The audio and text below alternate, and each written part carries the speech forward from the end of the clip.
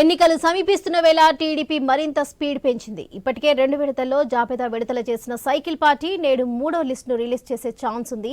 ఇప్పటికే తొలి జాబితాలో 94 మంది, రెండో జాబితాలో 34 మంది ఉండగా మొత్తం మీదుగా 128 మంది అభ్యర్థుల్ని ప్రకటించింది. మిగిలిన అభ్యర్థుల్ని నేడు ప్రకటించే అవకాశం ఉంది. ఇక ఇదే విషయంపై మరింత సమాచారం మా ప్రతినిధి హరీష్ అందిస్తారు. హరీష్, చెప్పండి. వరలక్ష్మి, ఈ రోజు 3వ జాబితాకి సంబంధించినటువంటి అభ్యర్థుల ప్రకటన విడుదలయ్యేటువంటి అవకాశం ఉందని చెప్పి పార్టీ వర్గాల నుంచి సమాచారం ఉంది.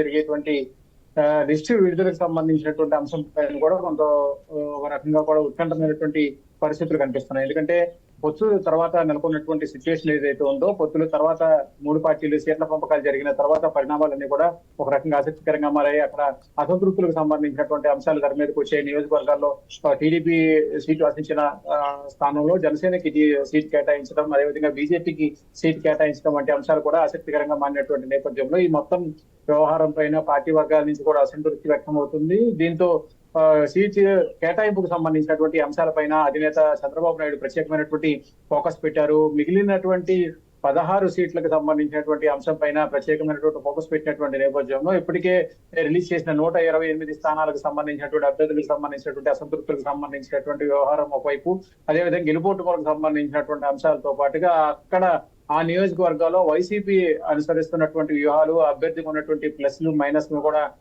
ఒక రకంగా అంచనా వేస్తున్నారు. ఇంకోవైపు సర్వేలను ఆధారంగా చేసుకొని కూడా అభ్యర్థులను ఎంపిక చేస్తున్నటువంటి సిచ్యువేషన్ కనిపిస్తుంది. ఈ రోజు 16 మంది మిగిలినటువంటి సీట్లు ఏవైతే ఉన్నాయో ఆ సీట్లలో అభ్యర్థులను ప్రకటించేటువంటి ఛాన్స్ ఉందన్నటువంటి ఒక అభిప్రాయం పార్టీ వర్గాల నుంచి వ్యక్తం అవుతున్నటువంటి సిచ్యువేషన్ కనిపిస్తుంది. ఇంకోవైపు చూసుకుంటే కనుక బీజేపీ, అదేవిధంగా జనసేనకు సంబంధించి కూటమికి సంబంధించినటువంటి సీట్లు కేటాయింపులు జరిగిన తర్వాత బీజేపీ వైపు నుంచి ఇంతవరకు సీటు కేటాయింపు అనేది జరిగినటువంటి దాఖలాలు లేవు. ఇప్పటి వరకు జనసేన మొదటి విడత ప్రకటించినటువంటి 5 సీట్లు మినహా మిగిలినటువంటి చోట్ల ఇంతవరకు కూడా అభ్యర్థులను ప్రకటించినటువంటి దాఖలాలు లేవు. ఎందుకంటే జనసేన అదేవిధంగా బీజేపీకి సంబంధించినటువంటి అభ్యర్థులను లిస్ట్ అవుట్ చేసుకోవడం, ఆయా నియోజకవర్గాల్లో ఉన్నటువంటి పాజిటివ్ అంశాలను పరిగణలోకి తీసుకోవడం, అదేవిధంగా నెగిటివ్ కు సంబంధించి వ్యతిరేకతకు సంబంధించినటువంటి అంశాలను కూడా పరిగణలోకి తీసుకొని అభ్యర్థులను ఎంపిక చేసుకునేటువంటి పనిలో ఉన్నారు.